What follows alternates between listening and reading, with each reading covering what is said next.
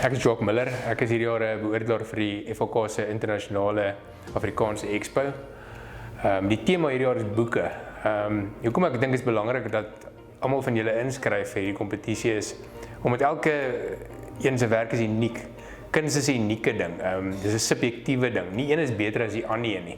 So jy moet nie dink jou werk gaan nie goed genoeg wees as jy inskryf vir dit nie.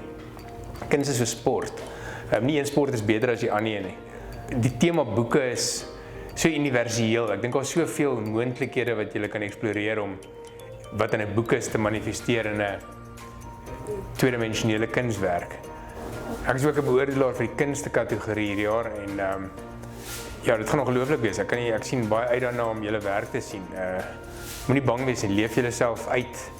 Teken en dink wat julle harte voel, of dit nou 'n storie is wat julle probeer vertel wat in julle gunsteling boek is, of julle 'n karakter uit julle gunsteling boek uit, of net eenvoudig as jy 'n interessante komposisie van boeke wil maak, of so 'n tipe van ding, of jy 'n biblioteek wil teken. Enige iets wat met boeke uit te waai het, of wat boeke vir ons leer en ons vertel